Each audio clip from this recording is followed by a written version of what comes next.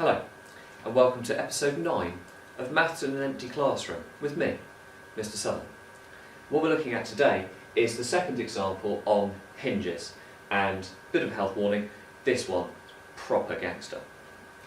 So, let's just get straight into it. What we have is a uniform pole, AB, of mass M and length 6A, is freely hinged to a vertical wall at one end A. The pole is held in equilibrium in a horizontal position by a light rod CD. One end C of the rod is fixed to the wall vertically below A. The other end D is freely jointed so that AD equals 2A. Right, so let's just have a look first of all at getting this into a diagram. So, what I've actually done with this one is provided one. So AB is the uniform plank, and if we just remind ourselves what's happening here, it is freely hinged to a vertical wall at one end A. So the hinge is at A.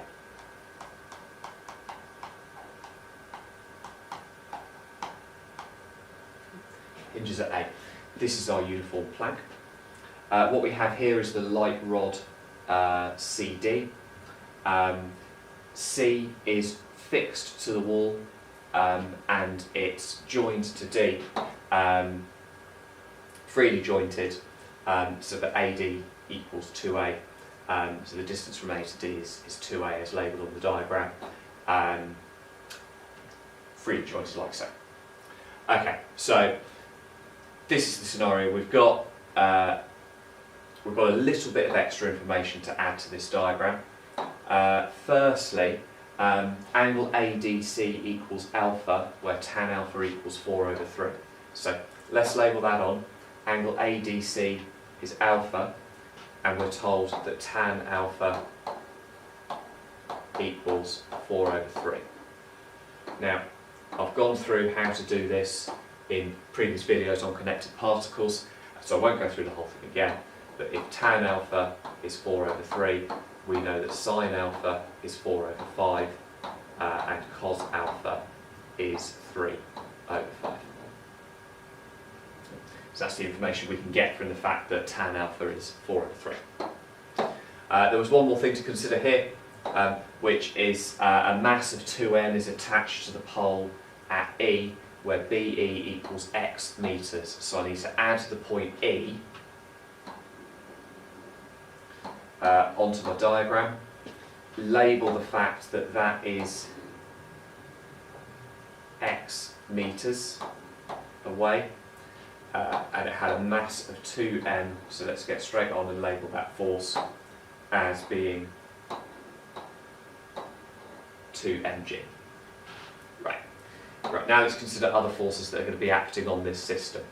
The mass of the pole is m, and it's uniform, so that's going to act halfway along our system. So we draw a point in here that's halfway, and we label a weight going vertically downwards of mg. So we've got that force there. CD is a light rod. Now what's happening here is this plank is being supported by the rod. So if you think if the rod wasn't there to support the plank, what would happen? Well, the plank would swing down like this because it's hinged at A. What that means is the force that the light rod exerts on the plank, the tension must be going this way, although it's not in fact tension, it's thrust. As mentioned, if you look at what part A is asking us for, it's asking us to calculate the thrust in CD. And the reason it's asking for that is because this is a thrust force that's acting into the plank from the rod. Similarly, we would have a thrust force there, which is the rod acting into the wall. So we've got those forces acting there on the system at the moment. What we've also got to consider now is that the particle is hinged, the plank, is hinged at A, which, as discussed in a previous example, would mean that there is both a horizontal and a vertical component of the reaction force. Now, let's just have a think about what's happening there. What is happening is that the thrust in this rod is causing this plank to want to go this way, like so. And what that means, in fact, is that the reaction force, or the horizontal component of reaction force, is actually going this way. That may make more sense when we actually come to resolve. And then the vertical component of that reaction is going this way. So labelling, as in the previous videos or video, reaction X, reaction at Y. Right, check the question. Mass M, I've dealt with that. 6A, we've got equilibrium, horizontal position, light rod, 1NC is fixed, D is freely jointed, we've got alpha, we've dealt with tan alpha being 4/3, we've got the mass of 2m, and we've labelled BE as being x meters. Lovely. So what we're now doing is looking at calculating the thrust in CD in terms of x, A, M and G. So, let's have a look at how we would do that. Well, first off then, we are trying to find this force here, the magnitude of this thrust. So we've got our three things that we can do as we normally would. We're going to resolve, we can resolve vertically, resolve horizontally, or we could take moments. Now what I'm going to do here to start with, I'm going to take moments about the point A, because then I can ignore the components of the reaction force, which at the moment I don't know. So I'm going to say my starting approach for part A is to take moments about A, and I need to think about any forces that are causing the plank to want to rotate clockwise. And there's two of them. One is this mg, which is a distance of 3a away, uniform rod, so it's halfway. So I've got mg times by 3a. And I've also got this force here, 2mg times by, now this distance here, from A to E, is going to be 6a minus x. Because the whole thing to B would be 6a, take off the x. So I've got 2mg times by 6 minus x. And they are the two forces that are trying to make this plank rotate in a clockwise direction. The force that's trying to make it rotate about here in an anti-clockwise direction is this thrust, which is trying to cause this force here. Now you'll remember in the previous example what I did was I drew on the component of that force this way here.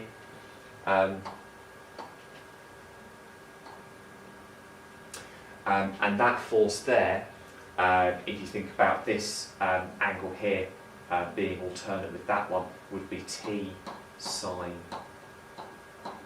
alpha.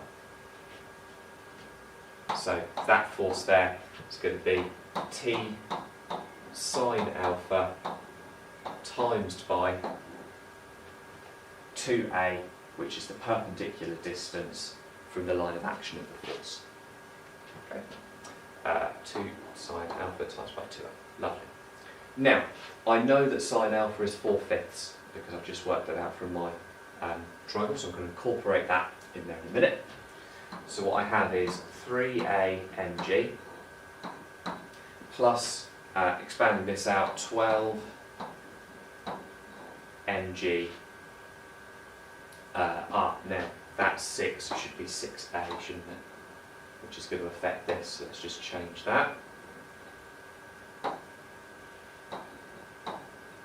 So I've got 12 A mg minus 2 mgx equals t times by sine alpha we said was 4/5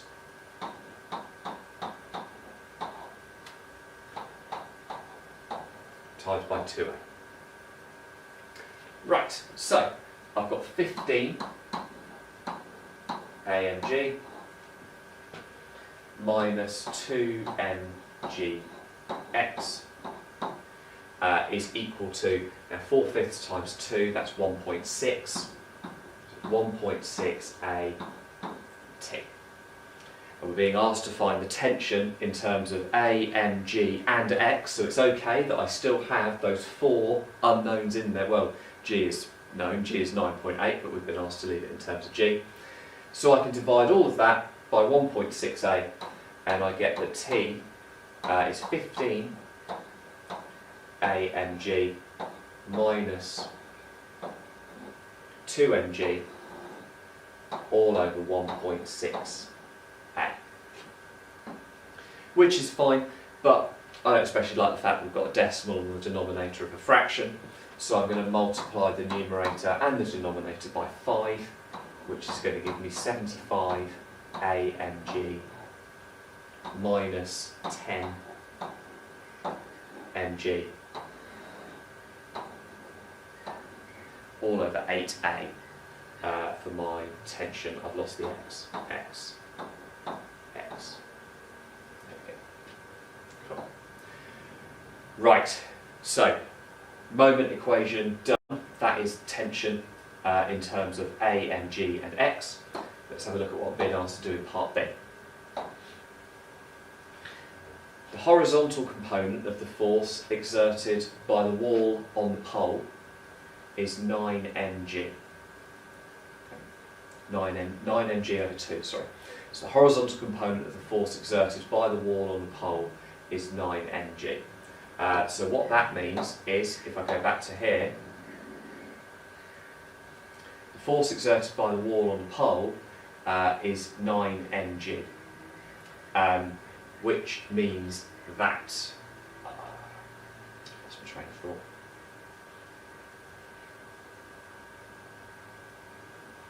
Oh, it's okay. What that means is that 9 mg must be equal to the horizontal component of this thrust, which if that's t sine alpha would be t cos alpha. So what that means in part B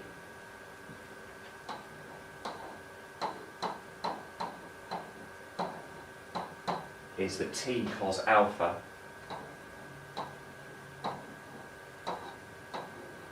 equals 9 mg over 2. Now I know that cos alpha is 3/5, so I'm going to replace that with 3/5 and say that 3/5 t is 9 mg over 2, which means divided by 3/5 that t is 7.5 mg. So I now have t as a value. I can equate that with this equation that I found out in part A, and hopefully resolve through to find some information about x. So 75 AMG minus 10 mgx over 8a is equal to 7.5 mg. Multiply it by 8a, I'd have 75 AMG minus 10 mgx equaling 60 AMG. And at this stage I can cancel m from all 3 terms, and I can cancel g from all 3 terms. Which means that I have 75a minus 10x equaling 60a, which means that 10x must equal 15a, and that x is therefore 3 over 2a dividing 15 by 10. So I was given the horizontal component of the force. I equated that with T cos alpha because that was the force acting horizontally from this thrust, and I therefore worked out from that what T was.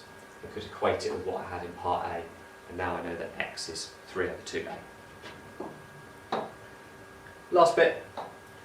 C, the vertical component in terms of mg of the force exerted by the wall on the pole. So, got the horizontal component, we're now looking at the vertical component. So, let's go back up to our diagram. And what we need to consider is that all the forces acting up will be equal to all the forces acting down, because what we're trying to find is the reaction here at y. So first of all, up I've got T sine alpha.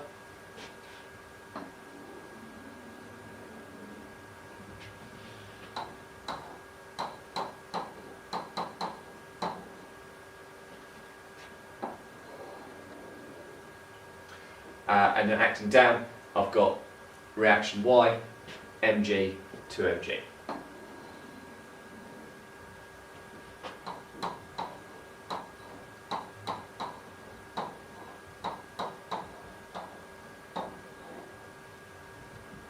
Right now, let's fill in what I know. Let's just review. We've worked out in part B that T is 7.5 mg. So let's put that in, 7.5 mg. Sine alpha we worked out at the beginning was 4/5. Let's put that in.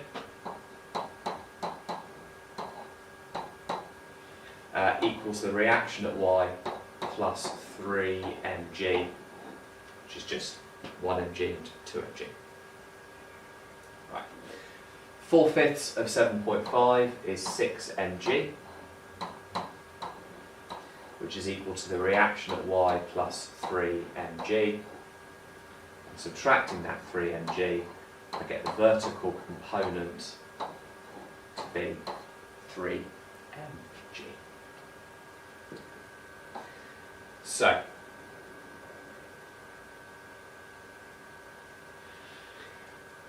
things to consider then. With this one, because the rod was pushing up on the plank, we had a thrust rather than a tension. We also had to consider, because it was hinged, that there would be a horizontal and a vertical component of the reaction in the hinge. It's not ideal, but actually, if you end up drawing those two arrows in the wrong direction, it would be okay. Because what you would do is you would get to here, and if you had Ry on the wrong side of the equation, you would end up with Ry equals negative 3 mg. And as long as you were confident in everything else you would have done, you could say, right, the fact that I've got the reaction to be negative means that the direction I've assumed it's going is actually opposite. It's a little bit of a fudge, you might think it's a little bit cheating, but as long as you're confident in how you've set everything else up and that you've got all the forces considered, that is an explanation of why you might end up with a negative reaction force on a hinge question, given that these are, as I said at the very beginning, proper gangster. There we go, job done.